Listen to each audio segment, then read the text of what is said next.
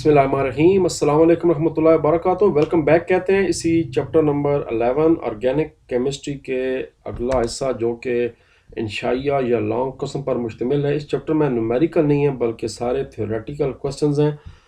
तो चलते हैं जनाब चैप्टर के अंदर। जो पहले सवाल हैं ये इकट्ठे इकट्ठे हैं, यानी जो पहले सवाल के दोनों पार्ट्स हैं कि कोयला कैसे बनता है, इसकी इकसाम बताएं और कोयला की मुख्तलिफ इकसाम की कंपोजिशन और इस्तेमाल बताएं। ये वही शॉर्ट क्वेश्चन है जो हम पहले कर चुके हैं पिछली वीडियो में। इन दोनों पार्ट्स का जो जवाब आपको मिलेगा पेज 75 और 76 पे। मैं इसलिए निशान लगा दी कहीं आप ये ना समझें कि सिर्फ ये पहले हिस्से का आंसर है, बल्कि ये दोनों हिस्सों का आंसर मैं आपको इकट्ठा दिखाने जा रहा हूँ 75 और 76 पर। टॉपिक है कोयले वाला।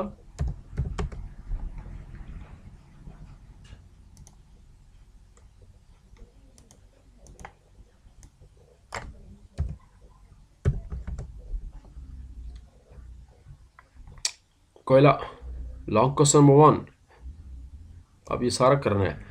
कोयला कार्बन, नाइट्रोजन और ऑक्सीजन के कंपाउंड पर मुश्तमिल स्याह रंग का एक पेचीदा मिक्सचर है। इसमें से बहुत कलील मिकदार में नाइट्रोजन और सल्फर भी पाया जाता है।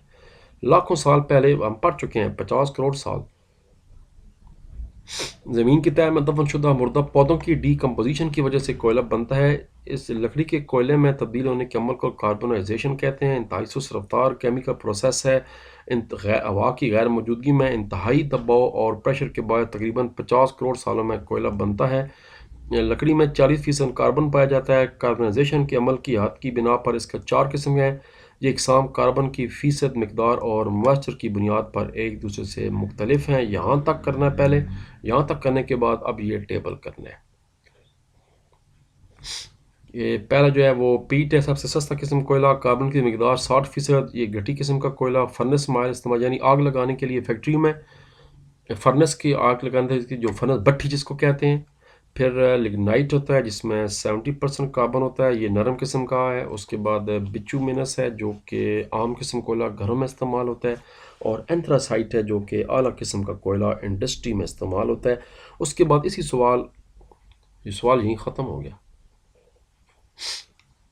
इसी से आगे अगला सवाल है कोयला की डिस्ट्रक्टिव डिस्टिलेशन क्या है और कोयला की डिस्ट्रक्टिव डिस्टिलेशन से हासिल होने वाली मुख्तलिफ अशिया के नाम लिखें। इसका जवाब पेज 76 और 77 पे है। तो यहीं से सवाल अगला शुरू हो रहा है। लॉन्ग क्वेश्चन नंबर 2 पेज 76 का बिल्कुल आखिरी पैराग्राफ। डिस्ट्रक्टिव डिस्टिलेशन की बदौलत कोयला जो है वो ऑर्गेनिक कंपाउंड्स का सोर्स बन गया, यानी इससे कई और कंपाउंड बन जाते हैं। हवा की अदम मौजूदगी में कोयला को अगर इंतहाई बुलंद टेम्परेचर पर गर्म करें तो इससे डिस्ट्रक्टिव डिस्टिलेशन होती है। हम जानते हैं कि कोयला कार्बन, नाइट्रोजन, ऑक्सीजन, नाइट्रोजन और सल्फर पर मुश्तमिल होता है। बस कोयले की डिस्ट्रक्टिव डेस्टिनेशन से बहुत बड़ी तादाद में ऑर्गेनिक कंपाउंड्स बन सकते हैं। अब कौन कौन से बन सकते हैं उनके आगे डिटेल भी बतानी क्योंकि लॉन्ग सवाल है। कोल गैस बनती है, उसकी ये डिटेल भी बतानी है। उसके बाद अमोनियम लिक्विड बनता है, ये अमोनियम गैस का पानी में सोल्यूशन है, फर्टिलाइज़र के लिए इस्तेमाल होता है, नाइट्रोजीनियस फर्टिलाइज़र होगा। फिर कोलतार बनती है, रोडों पर फेंकी जाती है जिसको आप लुक भी कहते हैं। ये 200 ऑर्गेनिक कंपाउंड का मिक्सचर होता है। उसके बाद कोक बनती है। अच्छा, पेस्टिसाइड्स भी बनते हैं, कीड़े मार अद्वियात भी बनती हैं। इसके अलावा कोलतार का एक स्याह रंग का वेस्ट भी बनता है जो पिच कहलाता है। ये छतों पर और सड़कों की सतह को हमवार करने की तरह ये भी सड़कों पर डाला जाता है। लोग छतों में भी लोग डालते हैं ताकि छत जो है ना वो क्या कहते हैं बारिश की वजह से टिपके नहीं, ऊपर इनका एक पूरी तह बिछ जाती है। फिर कोक बनता है। कोक 98% कार्बन है। ये कोल में वेस्ट के तौर पर बाकी रह जाता है। इसको फ्यूल के तौर पर भी इस्तेमाल करते हैं। यहाँ तक इसका ये जवाब था। यानी ये पेज नंबर 77 पूरा था और 76 की जो है ये 3.5 लाइनें थी। 2 लॉन्ग आपके हो गए। आसान सीधे सीधे चैप्टर, सीधे सीधे लॉन्ग। अल्कीन्स और अल्काइंस के फंक्शनल ग्रुप्स पर नोट लिखें और दूसरे कंपाउंड से इनकी शनाख्त कैसे की जाती है। पेज नंबर 86 और 87।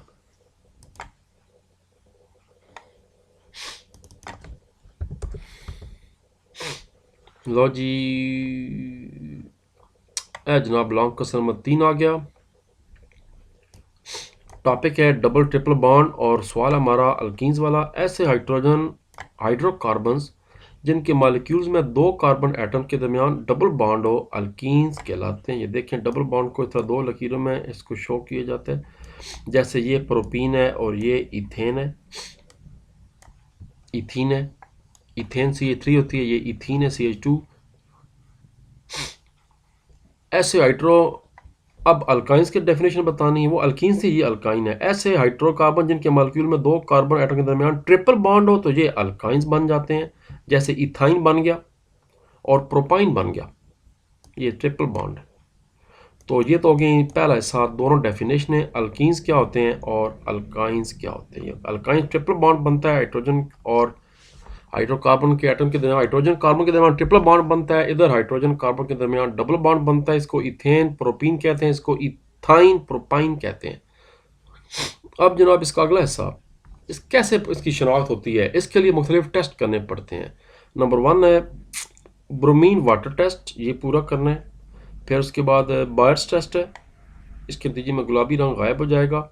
तो बस यहाँ तक जनाब सवाल भी हमारा गायब हो जाएगा, यहाँ तक करना है, ब्रोमीन का रंग ख़त्म हो जाएगा। ये इसके टेस्ट हो गए और ये ऊपर इसके दोनों डेफिनेशन हो गई, पेज 86 और पेज 87 यहाँ तक। हमारी रोज़मर्रा ज़िंदगी में ऑर्गेनिक कंपाउंड के कुछ इस्तेमालात यानी यूजेस बताएं, पेज 79 और 80।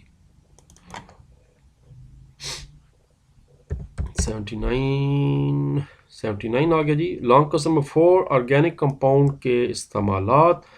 इसमें कोई शक नहीं कि कुदरती तौर पर जानवरों और पौधों में हज़ारों ऑर्गेनिक कंपाउंड बनते हैं, लेकिन लेबॉर्ट्री में लाखों ऑर्गेनिक कंपाउंड तैयार हो चुके हैं जो हमारी रोज़मर्रा ज़िंदगी का हिस्सा है।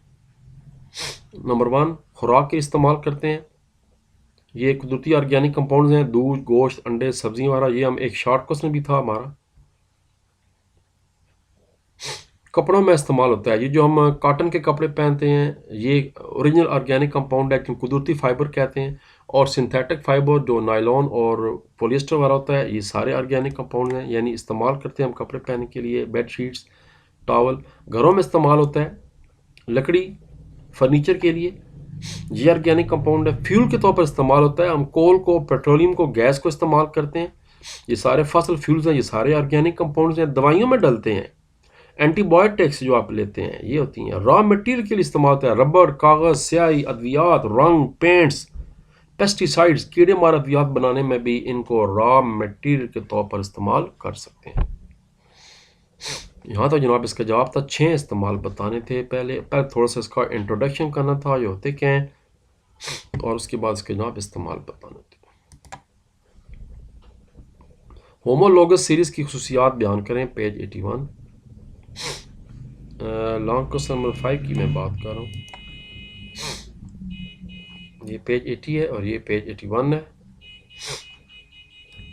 एक मरतबा चेक कर लें, काम जारी है, चल जारी है। ओके जी, long question number 5, homologous series. पहले वही डेफिनेशन जो हमने शॉर्ट क्वेश्चन नंबर 14 भी किया था। अब उसके बाद ये सारी खुसूसियात बतानी है। पहली भी बतानी है, सीरीज़ के तमाम मेंबर एक जनरल फार्मूले से ज़ाहिर किया जा सकता है, जैसे अल्कीन्स, अल्काइंस के फार्मूले बिल तरतीब CnH2n-2, CnH2n, CnH2n+2। सीरीज़ में मसलसल आने वाले मेंबर्स में एक यूनिट CH2 का फ़र्क होता है। इनकी खुसूसियात एक जैसी होती हैं क्योंकि सेम फंक्शनल ग्रुप है। इनकी फ़िज़िकल खुसूसियात में बतदरीज तब्दीली रूनुमा होती है, इसकी वजह से इनकी मेल्टिंग पॉइंट्स और बॉइलिंग पॉइंट्स में चेंजिंग होती रहती है। इनको एक जैसे तरीके से तैयार किया जा सकता है। हाइड्रोकार्बन्स को बुनियादी ऑर्गेनिक कंपाउंड भी माना जाता है क्योंकि इनसे फिर बाकी मज़ीद ऑर्गेनिक कंपाउंड जो कि अब लाखों की तादाद में बनाए जा चुके हैं लेबॉर्ट्री में, वो बन सकते हैं, क्योंकि हाइड्रोजन एटम्स की जगह एक या एक से ज़्यादा रिएक्टिव एटम्स को तब्दील करके बनाए जाते हैं। ये तो जिसकी 5 खुसूसियात थी यहाँ तक। ऑर्गेनिक कंपाउंड बहुत ज़्यादा तादाद में क्यों होते हैं, पेज नंबर 71, 72 और 73। पेज नंबर 71 पे पहले चलते हैं जनाब अली। लॉन्ग क्वेश्चन नंबर 6 आ गया, ऑर्गेनिक कंपाउंड की कसीर तादाद और तनो। एक तो वैरायटी बहुत ज़्यादा है यानी मतनों है, और दूसरा तादाद बहुत ज़्यादा है। आज तक मालूम होने वाले एलिमेंट्स टोटल 118 हैं, मगर ऑर्गेनिक कंपाउंड्स की तादाद 10 मिलियन से ज़्यादा है, यानी 1 करोड़ से ज़्यादा बन चुके हैं। अगर बाकी तमाम दूसरे एलिमेंट्स कंपाउंड इकट्ठे की जाए फिर भी इनकी तादाद ऑर्गेनिक कंपाउंड से बहुत कम है। अब इसकी वजह बतानी है। नंबर 1 कैटिनेशन, ये ऑलरेडी हम शॉर्ट क्वेश्चन नंबर 1 भी कर चुके हैं, एक ये भी वजह है। उसके बाद नंबर 2 आइसोमेरिज्म, ये भी एक टेक्निक है। इनमें जो होता है कि कंपाउंड का जो मॉलिक्यूलर फार्मूला है वो एक जैसा होता है, लेकिन मॉलिक्यूल के अंदर जो एटम की तरतीब या स्ट्रक्चर फार्मूला है वो मुख्तलिफ होता है। जैसे नॉर्मल पेंटीन और आइसोपेंटीन और न्यू पेंटेन, ये तीनों में कन्वर्ट हो जाते हैं। डिफरेंट फार्मूले हैं, मॉलिक्यूल सेम थे, सब में हाइड्रोजन थी, सब में कार्बन थी, लेकिन तरतीब डिफरेंट थी। तीसरा इसकी वजह है कि कार्बन के जो कोवेलेंट बॉन्ड है वो बड़े मजबूत होते हैं। फिर इनमें मल्टीपल बॉन्डिंग भी होती है, क्योंकि डबल बॉन्ड भी ट्रिपल बॉन्ड भी बनता है। और इथेन में 2 कार्बन एटम सिंगल बॉन्ड जुड़े होते हैं। इस तरह इथाइलिन में डबल बॉन्ड के जरिए एस्टिलीन बन जाती है। तो ये सारी वजूहात हैं जिसकी वजह से ऑर्गेनिक कंपाउंड बहुत ज़्यादा पाए जाते हैं और इनमें बहुत ज़्यादा वैरायटी है। पेज 73 का ये चंद लाइनें, जो पेज 72 है ये पूरा जिसको मैं हमेशा कहता हूँ फुल फुल कुल कुल, और उसके बाद यहाँ से स्टार्ट करना है, ये पेज नंबर 71। क्वेश्चन नंबर 7 है अमाइंस क्या होते हैं और इनकी मुख्तलिफ मिसालें देकर वजाहत करें। प्राइमरी अमाइनो ग्रुप की शनाख्त कैसे की जाती है। 85, 86 और उसके बाद जंप लगाकर 89 पे शनाख्त है, और होते क्या हैं, इनकी इकसाम क्या हैं, वो 85, 86 पे। 85 पे पहले चलते हैं।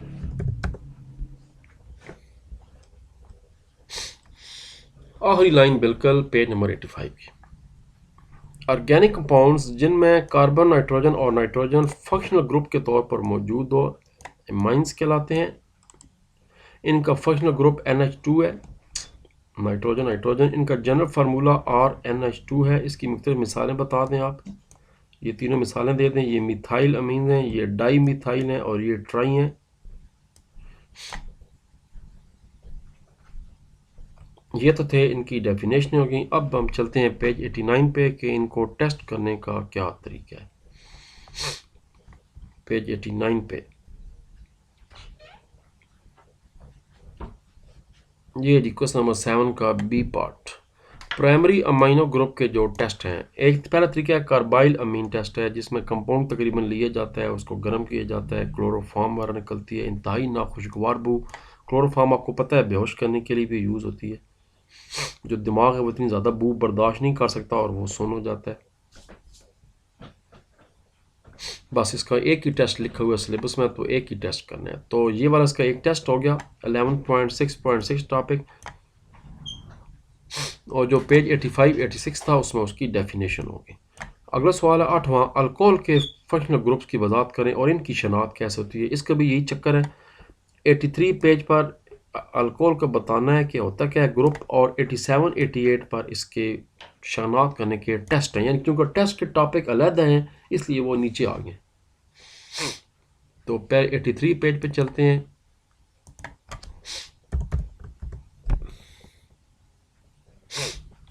ओके 83 पे alcoholic group, long question number 8 का ए पार्ट। अल्कोहलिक ग्रुप का फंक्शनल ग्रुप जो है वो OH है। इनका जनरल फार्मूला ROH है। यहाँ R से मुराद अल्काइल ग्रुप है, जिस तरह कई मिथाइल अल्कोहल हो जाते हैं, फिर इथाइल अल्कोहल हैं, फिर प्रोपाइल अल्कोहल। ये तो जनाब इनके डेफिनेशन और इनकी इकसाम हो गई, 3 बातें हो गई। अब ज़रा चलते हैं जनाब इनका जो टेस्ट, इसका टेस्ट करने के तरीके हैं वो हैं पेज 87 और 88 पर।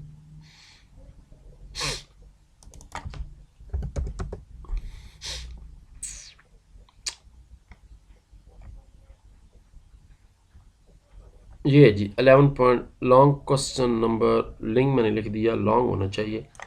11.6.2 टॉपिक है अल्कोहलिक ग्रुप OH के लिए जो टेस्ट है वो दो टेस्ट है। एक तो टेस्ट है सोडियम मेटल टेस्ट है। एक खुश ट्यूब में ऑर्गेनिक माया लें और इसमें सोडियम मेटल का टुकड़ा डालें, हाइड्रोजन गैस खारिज होगी, ये भी इसका एक टेस्ट है। या फिर ईस्टर बनाया जाए, 1 centimetre cubic centimetre organic compound को 1 क्यूबिक सेंटीमीटर एस्ट्रिक एसिड और 1-2 कतरे कंसनट्रेटेड सल्फ्यूरिक एसिड के साथ गर्म करें। तो नतीजा क्या होगा, फ्रूटी खुशबू खारिज होगी, अच्छी खुशबू खारिज होती है। तो ये निशानी है कि ये अल्कोहलिक ग्रुप है। यानी इसका जो टेस्ट है वो पेज 87 और 88 की सिर्फ एक लाइन है, और इसकी जो डेफिनेशन थी वो पेज नंबर 83 पर थी। अगला भी सेम यही चक्कर है। एल्डिहाइड और केटोनिक ग्रुप क्या है, ये पेज 84 पे, और इनकी शनाख्त कैसे की जाती है, पेज 88 और 89 पे। पेज 84 पे पहले डेफिनेशन, बार बार आना पड़ा है जनाब 84, क्योंकि मैं बताऊँ तरतीब इसका इस तरह है। तो लॉन्ग क्वेश्चन नंबर 9 आ गया, एल्डिहाइड ग्रुप आ गए और केटोनिक ग्रुप दोनों इकट्ठे हैं। एल्डिहाइड ग्रुप जो है, इसका जो फंक्शनल ग्रुप है वो C double bond O H है। इसका general formula R C H O है। आर से मुराद अल्काइल है। तो इससे बनता क्या है, इसकी कई किस्में हैं, जैसे फार्म एल्डिहाइड बन जाता है और ईस्ट एल्डिहाइड बन जाता है। केटोनिक ग्रुप जो है, इसका जनाब कार्बन का बॉन्ड ओ के साथ है। ये मुश्तमिल कंपाउंड केटोन्स कहलाते हैं। इनका general formula R C double bond O R है। यहाँ आर और आर जो है वो अल्काइल ग्रुप्स हैं, या एक जैसे भी हो सकते हैं, मुख्तलिफ भी हो सकते हैं। इनकी एग्जांपल दे दें, इथाइल मिथाइल कीटोन बन गया और एसीटोन बन गया, जिसको डाई मिथाइल केटोन कहा जाता है। ये इसका जनाब सवाल का पहला हिस्सा था, पेज नंबर 84। पहले डेफिनेशन है एल्डिहाइड ग्रुप्स की, फिर डेफिनेशन है केटोनिक ग्रुप की। अब इसका अगला हिस्सा, इसको मालूम कैसे कर सकते हैं लेबॉर्ट्री में टेस्ट करके, ये पेज 88 और 89 पे चलना पड़ेगा। तकलीफ के लिए माजरत। लो जी, ये आगे जनाब question number 9 B part. Aldehyde group के लिए टेस्ट जो है वो सोडियम बाई सल्फेट का टेस्ट किया जाए, सल्फाइड का। इससे सल्फेट क्रिस्टलाइन सफ़ू बन जाएगा। या फिर फेरेंस का जो सोल्यूशन टेस्ट है वो किया जाए। एक चुट्टी ऑर्गेनिक कंपाउंड डालें और 5 मिनट तक गर्म करें, सोल्यूशन डालकर नतीजा सुर्ख सफ़ूफ बनेगा। अगला टॉपिक है केटोनिक ग्रुप को कैसे टेस्ट करते हैं। इसके लिए फिनाइल हाइड्रोजीन टेस्ट होता है। इसमें ऑर्गेनिक कंपाउंड की एक चुटकी को तकरीबन 2 cubic centimetre phenyl hydrazine solution में हल करें तो जो नारंगी सुर्ख रंग है उसका सफ़ूफ बन जाएगा। दूसरा तरीका यह है कि सोडियम नाइट्रोप्रोसाइड टेस्ट किया जाए। एक टेस्ट ट्यूब में 2 सेंटीमीटर नाइट्रोजन प्रोसाइड सोल्यूशन ली जाए। इसमें 2-3 कतरे सोडियम हाइड्रोक्साइड NaOH के डाले जाएं। अब इसमें दी गई कंपाउंड की एक चुटकी डालें और हिलाएं तो इसका रंग सुर्ख हो जाएगा। तीसरा तरीका यह है कि वही तरीका फिलिंग सोल्यूशन है, कोई रिएक्शन नहीं होगा। तो 3 तरीके हैं केटोनिक को टेस्ट करने के, और 2 तरीके हैं एल्डिहाइड ग्रुप को टेस्ट करने के। ये था पेज नंबर 88 और ये है पेज नंबर 89, और इनकी डेफिनेशन मैं पहले बता चुका हूँ, वो है पेज नंबर 84। अगले जो सवाल है उसको मैंने यहीं पर जवाब दे दिया।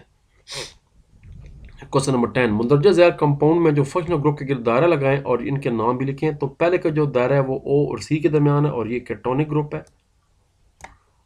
बेहतर है इस पूरे स्क्रीन का भी जो आपको नज़र आ रही है, इसका स्क्रीन शॉट ले लें। जो दूसरा है वो एल्डिहाइड ग्रुप है।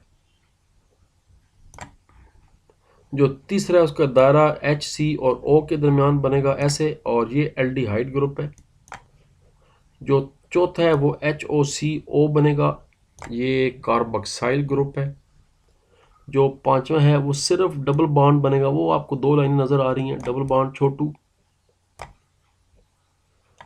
जो छठा सवाल है वो CH3OC डबल बॉन्ड O बनेगा, ये इसको ईस्टर ग्रुप कहते हैं। तो ये इसको मैं दरमियान में इसकी शो शाह मिटा देता हूँ, और आप इसका अब आसानी से जनाब स्क्रीनशॉट ले सकते हैं। मैं दरमियान में जो असल में ग्रुप्स बन रहे हैं उनको सिर्फ हाईलाइट कर देता हूँ। ये हो गया जी, और ये हो।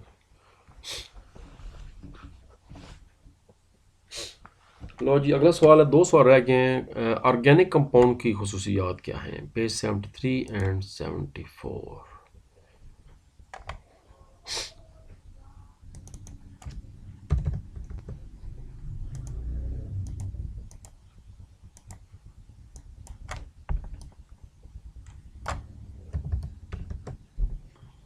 लो जी, ऑर्गेनिक कंपाउंड की जनरल खुसूसियात। ऑर्गेनिक कंपाउंड मुंदरजा खुसूसियात रखते हैं। इनका ओरिजिन जो है वो तकरीबन सेम है, यानी या पौधे या जानवर हैं, या फिर ऑर्गेनिक कंपाउंड्स हैं जैसे मिनरल्स मादनियात हो गई, या चट्टानों से रॉक से हासिल किए जाते हैं। कंपोजिशन जो उनकी बुनियादी है वो कार्बन और हाइड्रोजन है, इनको हाइड्रोकार्बन्स कहते हैं। और कुछ के साथ दूसरे एलिमेंट्स मिले होते हैं, जैसे नाइट्रोजन है, हैलोजन्स है, ऑक्सीजन है या सल्फर है, जैसे कोयला हो गया। कोवलेंट लिंकेज होती है इनके दरमियान, पोलर या नॉन पोलर हो सकते हैं। अमूमन जो ऑर्गेनिक कंपाउंड है वो आयोनिक बॉन्ड पर मुश्तमिल होते हैं। सॉल्युबिलिटी है, सॉल्युबल होते हैं।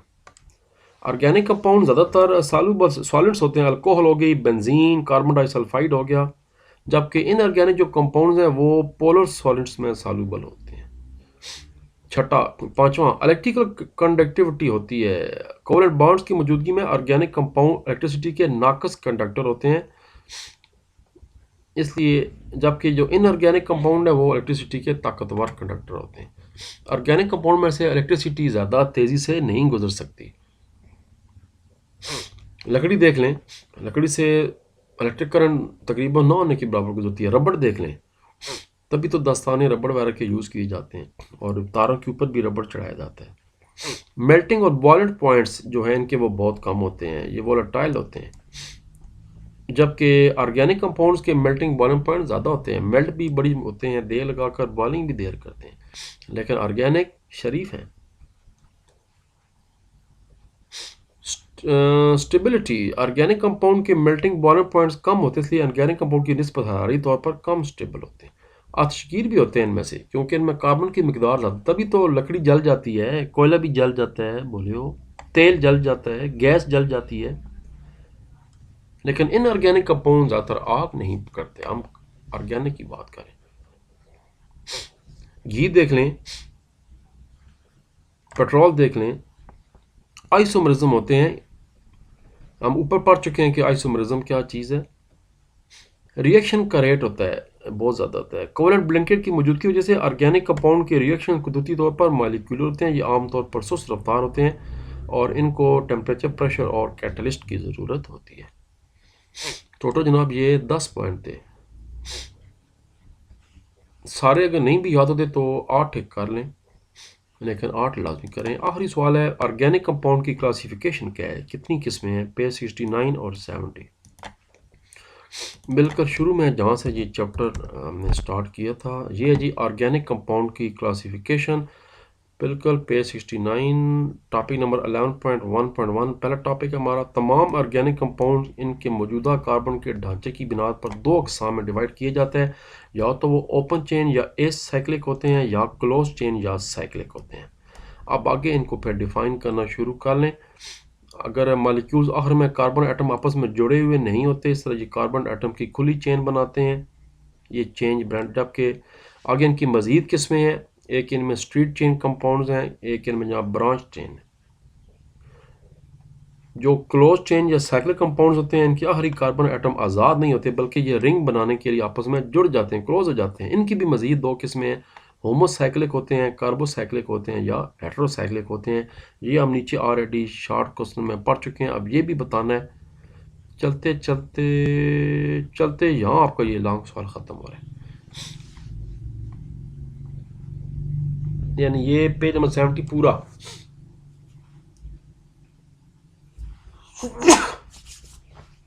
अल्हम्दुलिल्लाह रब्बिल आलमीन।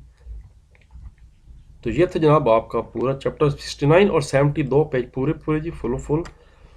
शानदार चैप्टर था, आसान चैप्टर था, मगर इंतहाई अहम चैप्टर था केमिस्ट्री के हिसाब से। तो उसके बाद बारी अब दोबारा फिर आगे वहीं घूम कर फिज़िक्स पे मैंने कहा हुआ है, मैं कोशिश करूँगा 5 चैप्टर मुकम्मल कराऊँ। इसके बाद फिर दरमियान में थोड़ा सा गैप देंगे, कुछ और सब्जेक्ट्स हैं जैसे फेडरल बोर्ड की कंप्यूटर साइंस है, वो दिल है। उसके बाद तर्जुमतुल कुरान है सेकंड ईयर का, तो फिर साथ साथ वो भी चलाना होता है।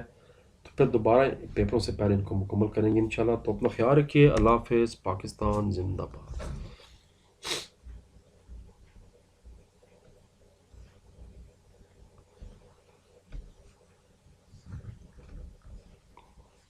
कोई नहीं जी, आगे चाह रहा, मेरा ख्याल है स्टक हो गया वीडियो, वो टूं टूं जो होती है वो नहीं हो रही।